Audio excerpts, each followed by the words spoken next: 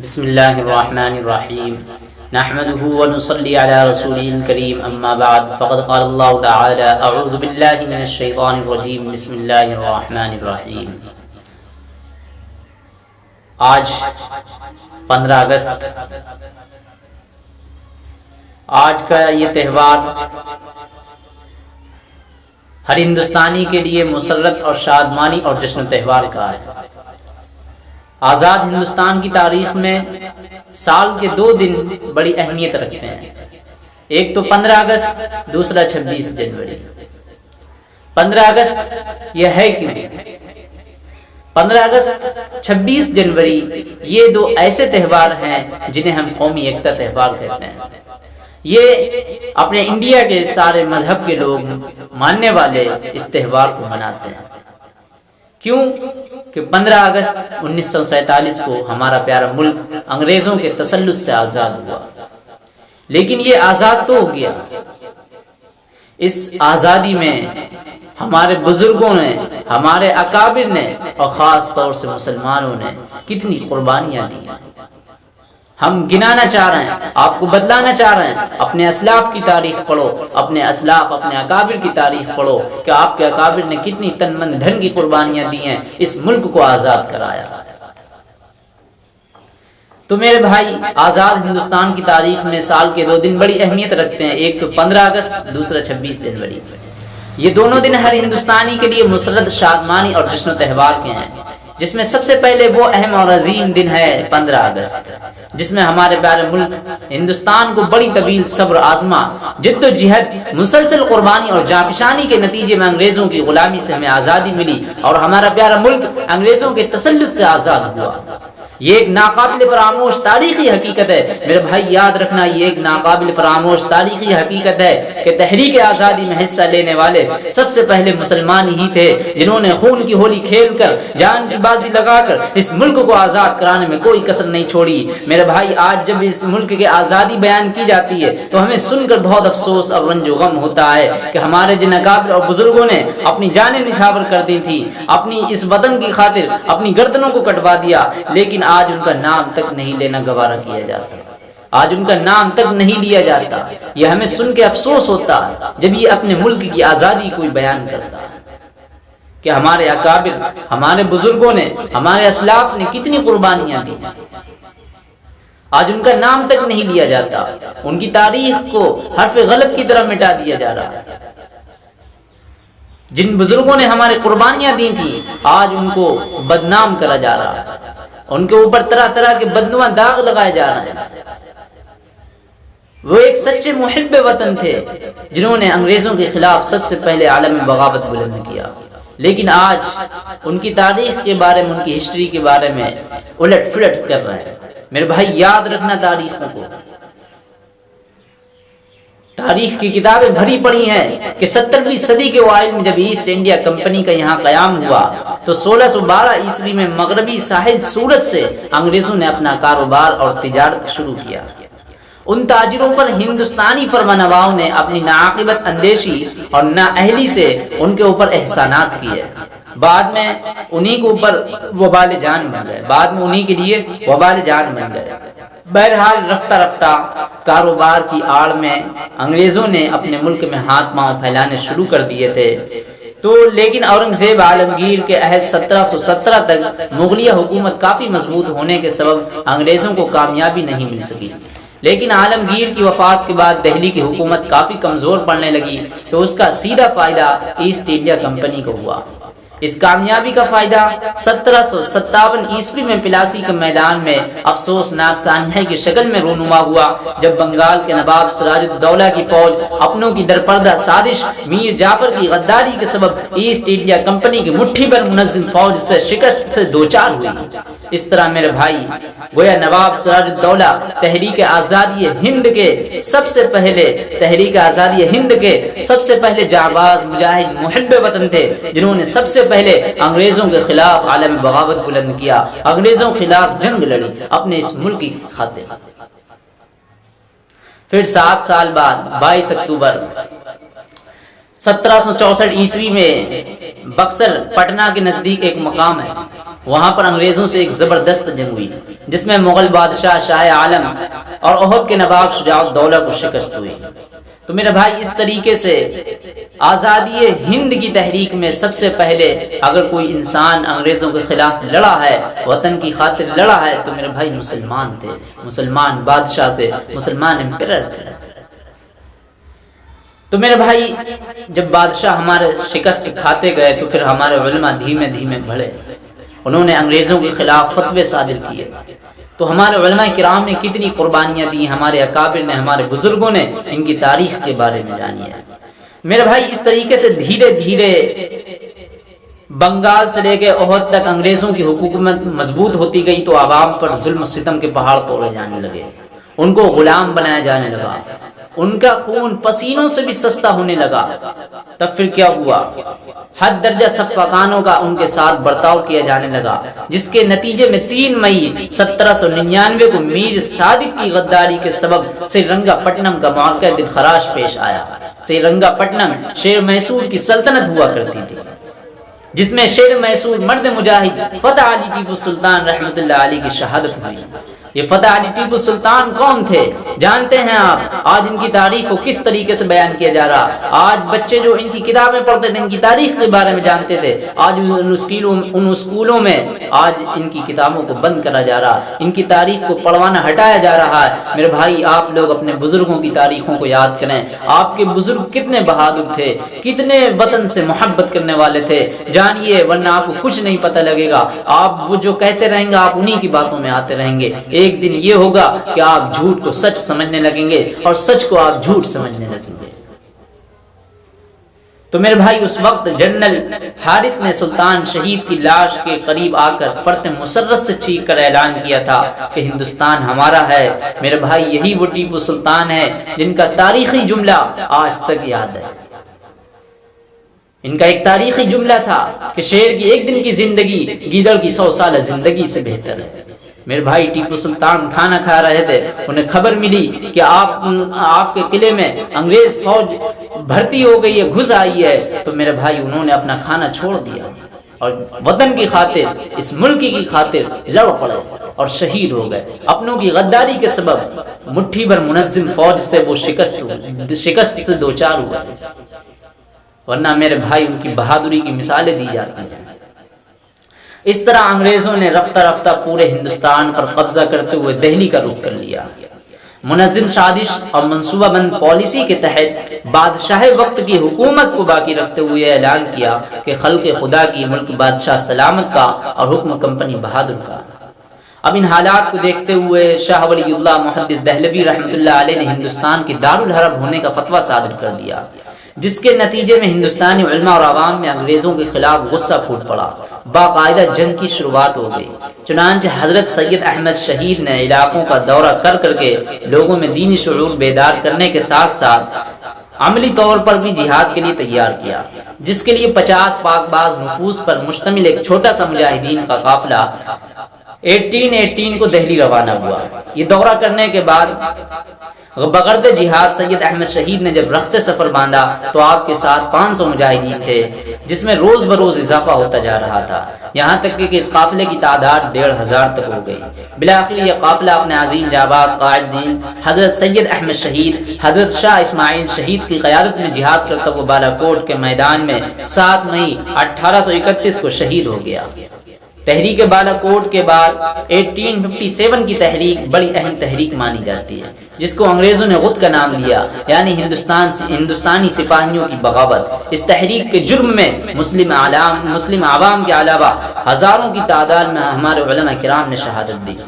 27,000 افراد کو پھانسی پر لٹکایا گیا۔ چاندنی چوک ہی نہیں تھا بلکہ شہر کے ہر چوراہے پر سونیاں نصب کر دی گئی تھیں۔ جو بھی معذر مسلمان انگریزوں کے ہاتھ چڑھ گیا اسے ہاتھی پر بٹھایا، درخت کے نیچے لے گئے، پھندا اس کی گردن میں ڈالا، آگے ہاتھی بڑھا دیا، لاش پھندے میں جھول پڑی، زبان نکل پڑی، آنکھیں ابل پڑی۔ وہ خطرناک ہیبت ناک منظر تھا، اللہ ہم لوگوں کو بچائے۔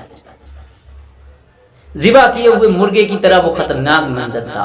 ہمارے علماء کرام نے کس قدر پھانسیوں کو چوما، کس قدر وہ انگریزوں کی توپوں اور گولیوں کا نشانہ بنے، کس طریقے سے انہیں سوروں کی کھالوں میں بوریوں میں بند کر کے اور ندیوں میں پھینکا گیا، اوپر سے انہیں گولیوں کا نشانہ بنایا گیا۔ میرے بھائی یہ ہم نہیں کہہ رہے ہیں، یہ دوسرے لوگ کہہ رہے ہیں، آپ ان کی رپورٹ کے بارے میں پڑھیے۔ ایک ہندو مورخ میورام گپت نے لکھا ہے کہ ایک اندازے کے مطابق 1857 میں 5 لاکھ مسلمانوں کو پھانسیاں دی گئی تھیں۔ اس تحریک میں مسلمان کے علاوہ اور بھی لوگ تھے، منگل پانڈے، مشہور علماء کرام میں حاجی امداد اللہ مہاجر مکی، مولانا قاسم نانوتوی، مولانا منیر نانوتوی، مولانا جعفر تھانیسری وغیرہ وغیرہ بہت سے لوگ شامل تھے۔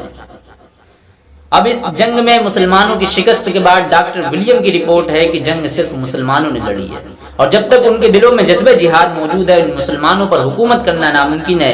اس لیے سب سے پہلے ان کے دلوں سے جہاد کی محبت ختم کرنا ضروری ہے، اور اس سے پہلے یہاں کے علماء اور ان کی کتاب قرآن کریم کو ختم کرنا ضروری ہے۔ ان کے مطابق یہاں کے علماء ان کی کتاب کو قرآن ختم کرنا ضروری ہے۔ ان کے مطابق ہندوستان سے علماء اور قرآن کریم کو ختم کرنے کے لیے منصوبہ بنایا گیا، جس پر عمل کرتے ہوئے 1961 میں 3 لاکھ قرآن کریم کے نسخے جلائے گئے۔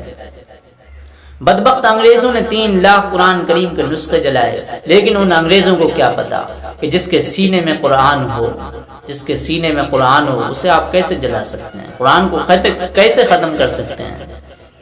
میرے بھائی تو اس وقت سب سے زیادہ باغی جماعت علماء کی قرار پائی، اور جن کو ختم کرنے کے لیے حکم جاری کر دیا گیا، جس کے داڑھی ہو، لمبا کرتا ہو یا ٹوپی ہو یا داڑھی رکھتا ہو، مولویانہ وضاقتہ والا ہو، اس کو بھی پھانسی پر لٹکایا گیا۔ چنانچہ صرف 15 دنوں میں 2 لاکھ مسلمانوں کو مختلف طریقے سے شہید کر دیا گیا، جس میں 51,500 صرف ہمارے علماء کرام تھے۔ صرف دلی میں 500 علماء کو پھانسی پر لٹکایا گیا۔ 1864 سے لے کر 1867 تک ان 3 سال میں انگریزوں نے 14,000 علماء کو تختہ دار پر لٹکایا۔ میرے بھائی اس طریقے سے اگر ہم یہ کہیں کہ آزادی میں سب سے زیادہ قربانی ہمارے اکابر ہمارے بزرگوں نے دی ہے، تو میرے بھائی یہ بات بالکل غلط نہیں ہوگی، یہ بات بالکل غلط نہیں ہوگی۔ لیکن آج ان باتوں کو کون مانتا ہے، جب اپنے ہی لوگ اپنے علماء اور اکابر کی تاریخوں کو پڑھنا بند کر دے رہے ہیں، ان کی سننا بند کر دے رہے ہیں۔ انہیں نہیں پتا کہ ہمارے بزرگوں نے، ہمارا اسلاف نے کتنی قربانیاں دی ہیں، کیسے وہ انگریزوں کے آگے جھکے نہیں ہیں، انہوں نے اپنے آگے انگریزوں کے آگے اپنا سر کٹا دیا لیکن سر کو جھکایا نہیں۔ تو میرے بھائی 1857 کی تحریک ریشمی رومال نامی تحریک نہایت بڑی اہم تحریک مانی جاتی ہے۔ اس کا خلاصہ یہ کہ حضرت بیرونی مدد کے ذریعے انگریزوں سے جنگ اور ہندوستان پر حملے کی شکل دینے کے لیے اپنے خاص شاگرد مولانا عبید اللہ سندھی کو کابل بھیجا۔ مولانا عبید اللہ سندھی نے کابل پہنچ کر صورتحال کا جائزہ لینے کے بعد حالات سے باخبر کرنے کے لیے ایک ریشمی رومال شیخ الہند کو خط لکھا، جس میں پوری کارگزاری تھی، منصوبہ بند حملوں، مورچوں وغیرہ کا تفصیلی طور سے ذکر تھا۔ اس لیے تحریک کا نام ریشمی رومال نامی تحریک پڑا۔ یہ خط 10 جولائی 1916 کو مولانا سندھی نے اپنے ایک معتمد عبدالحق کے سپرد کیا، جسے مولانا عبد الرحیم سندھی کے حوالے کرنے کو کہا گیا، اور مولانا عبد الرحیم سندھی پر یہ ذمہ داری ڈالی گئی کہ وہ یہ خط مدینہ منورہ حضرت شیخ الہند تک پہنچائیں، کیونکہ ان دنوں مولانا شیخ الہند بغرض حج زیارت مقدس تشریف لے گئے تھے، مدینہ منورہ میں ہی مقیم تھے۔ لیکن مقدر کی بات ہے کہ اس تحریک کا راز اس طرح پردہ فاش ہو گیا کہ یہ وہ خط عبدالحق سے رب نواز نامی انگریزی ایجنٹ نے حاصل کر کے انگریز حکام کے سپرد کر دیا۔ اب یہ خط جیسی انگریزوں کے ملا تو انگریزوں کی نیند اڑ گئی، تفتیش شروع ہو گئی، جانچ شروع ہو گئی، جس کے نتیجے میں حضرت شیخ الہند کو گرفتار کر کے مالٹا میں قید کر دیا گیا، جہاں 3 سال سے زائد مدت قید میں گزارنے کے بعد 12 مارچ 1920 عیسوی بروز جمعہ مالٹا کی قید سے رہا ہوئے شیخ الہند کے ساتھ گرفتار ہونے والوں میں مولانا وحید احمد صاحب فیض آبادی تھے، حضرت مولانا عزیز گل تھے، حکیم سید نصرت حسین صاحب تھے، جبکہ شیخ الاسلام حضرت مولانا حسین احمد مدنی پہلے ہی مدینہ سے گرفتار کیے جا چکے تھے اور فی الحال قید ہی میں تھے۔ مولانا عبید اللہ سندھی حضرت مولانا شیخ الہند کے بعد ریشمی رومال تحریک کے سب سے بڑے قائد بنے۔ تو میرے بھائی کس طریقے سے ہمارے علماء کرام نے قربانیاں دی، کہیں خط لکھا لیکن خط بھی پکڑا گیا، کہیں ٹرین پہ گئے وہاں بھی ان کو پکڑا گیا۔ تو میرے بھائی اور جب ان کو افغانستان روانہ کیا گیا تھا تو اس وقت ان کی داڑھی نکل رہی تھی، اور جب لوٹتے ہیں تو داڑھی پوری ہو چکی ہوتی ہے۔ اس طرح شیخ الہند کے دوسرے چہیتے شاگرد شیخ الاسلام مولانا حسین احمد مدنی تھے، جنہوں نے خلافت کانفرنس کراچی میں اس وقت میں شرکت کی تھی جب انہیں گولی مار دیے جانے کا حکم مل چکا کی توقع کے برخلاف خلافت کانفرنس کے اسٹیج پر بغل میں کفن لے کر پہنچے اور کانفرنس کی صدارت فرمائی، اور اس کانفرنس میں حضرت مدنی نے انگریزوں کو بلبل سے اور گولیوں کو گل سے تشبیہ دیتے ہوئے فرمایا تھا، لیے پھرتی ہے بلبل چونچ میں گل، لیے پھرتی ہے بلبل چونچ میں گل، شہید ناز کی تربت کہاں۔ یہ شعر سن کر مجمع آدھے گھنٹے تک نعرے لگاتا رہا۔ پھر حضرت مدنی علماء کی قربانیوں اور اپنے ایک فتوے کی جانب اشارہ کرتے ہوئے انگریزوں کو مخاطب کر کے فرمایا، کھلونا سمجھ کر نہ برباد کرنا، کھلونا سمجھ کر نہ برباد کرنا، کہ ہم بھی کسی کے بنائے ہوئے ہیں۔ فرنگی کی فوجوں میں حرمت کے فتوے سردار چڑھ کر بھی گائے ہوئے ہیں، وہ شجر آزادی جسے خون دے کے سینچا تو پھل اس کے پکنے کو آئے ہوئے ہیں۔ میرے بھائی، یہی وہ حضرت مدنی تھے جنہوں نے فتویٰ دیا تھا کہ انگریز کی فوج میں بھرتی ہونا حرام ہے۔ اس فتوے کی بنیاد پر حضرت مدنی کو گرفتار کر کے کراچی کے سینہ حال میں انگریز جج کے سامنے پیش کیا گیا۔ جج نے پوچھا، کیا تم نے یہ فتویٰ دیا تھا؟ حضرت مدنی نے جواب دیا، ہاں ہمارا کل بھی یہی جواب تھا اور آج بھی ہمارا یہی جواب ہے۔ امام حریت حضرت مولانا محمد علی جوہر نے حضرت مدنی کے ہاتھ پاؤں پکڑ لیے اور کہا، حضرت بیان بدل دیجئے۔ جواب دیا، اگر ہم نے بیان بدل دیا تو ہمارا ایمان بدل جائے گا۔ فرمایا، اگر انگریز مجھے اس فتوے کی جرم میں پھانسی دے دے تو اس کو کفن کی ضرورت نہیں ہوگی، کیونکہ آج کفن ساتھ میں لے کر آیا ہوں۔ میرے بھائی، یہی وہ اسلاف تھے جنہوں نے ہمارے اکابر، ہمارے بزرگ تھے۔ میرے بھائی، یہی وہ اسلاف تھے جنہوں نے اس وطن کی خاطر اپنی جانوں کو اپنی جان نہیں سمجھا، اپنی مالوں کو اپنا مال نہیں سمجھا، اپنے تن من دھن کی قربانی دے کر اس ملک کو آزاد کرایا، کیونکہ انہیں پتا تھا کہ اگر ہم نے آج آزادی نہیں لڑی، آج ہم نے اپنے وطن کو نہیں آزاد کرایا تو ہماری نسلیں ہمیں معاف نہیں کریں گی۔ میرے بھائی، بات یہ ہے کہ ہمارے علماء اور کابر نے تن من دھن کی قربانی دے کر اس ملک کو آزاد کرایا، مگر افسوس ہے کہ آج انہی علماء کی مخلصانہ جد و جہد اور بے لوث خدمات کو ملک کی تاریخ سے حرف غلط کی طرح مٹا دیا گیا، اور وہ مسافر جو اس کفن بردوش کی قافلے میں سر راہ کر شامل ہو گئے تھے، ان کی قافلے کی قیادت کا تاج آج انہیں پہنا دیا گیا۔ اب میرے بھائی، مزید افسوس تو اس بات کا ہے کہ جن مسلمانوں نے آزادی کے لیے اپنی جانیں نچھاور کر دیں، وہی مسلمان آج اپنے محبوب اور عظیم ترین ملک ہندوستان میں غداری کا بدنما داغ لگائے بیٹھے ہوئے ہیں، گھٹ گھٹ کر اپنی زندگی جی رہے ہیں، گھٹ گھٹ کر اپنی سانسیں جی رہے ہیں۔ ایک ہی بات یاد آتی ہے، جب گلستان کو خون کی ضرورت پڑی تو سب سے پہلے ہماری گردن کٹی۔ آج کہتے ہیں یہ اہل چمن، یہ چمن ہے ہمارا، تمہارا نہیں۔ میرے بھائی، ذرا سوچئے، اپنے عظیم اسلافوں کی قربانیوں کو پڑھیے، پتہ لگے گا کہ ہمارے اکابر نے کتنی قربانیاں دی ہیں۔ رپورٹیں پڑھیے، انگریز نے کیا کیا رپورٹیں پیش کری ہمارے علماء کے بارے میں، کہ ہمارے علماء نے 1857 کی جنگ آزادی میں کتنی قربانیاں دی، ہمارے علماء کرام نے کتنا مسلمانوں نے اس میں اہم رول ادا کیا۔ لیکن آج ہمیں کیا ملا اس وطن میں؟ کیا ملا؟ ہمارے بزرگوں نے قربانیاں دی، لیکن ان کی نسلیں کو کیا ملا؟ کچھ نہیں۔ آزادی کے ان 75 سالوں میں ہمیں برابر کا حقدار سمجھنے کے بجائے ہمیشہ کرایہ دار سمجھا جا رہا ہے، ہمیں ہر شعبے میں حاشیے پر رکھا جا رہا ہے، ہماری حب الوطنی کو شک کی نگاہوں سے دیکھا جا رہا ہے، ہمیں قومی دھارا سے جوڑنے کے بجائے اکثر ہمیں نظر انداز کرا جا رہا ہے۔ حالانکہ اس ملک میں مسلمان برابر کے حقدار ہیں، ایک ایک چیز پر برابر کے حقدار ہیں، لیکن کیا کریں؟ ایک ہی بات سمجھ میں آتی ہے، کتنی بربادی تھی مقدر میں آبادی کے بعد، کتنی بربادی تھی مقدر میں آبادی کے بعد، کیا بتائیں کیا گزری ہم پہ آزادی کے بعد۔ وآخر دعوانا الحمدللہ رب العالمین۔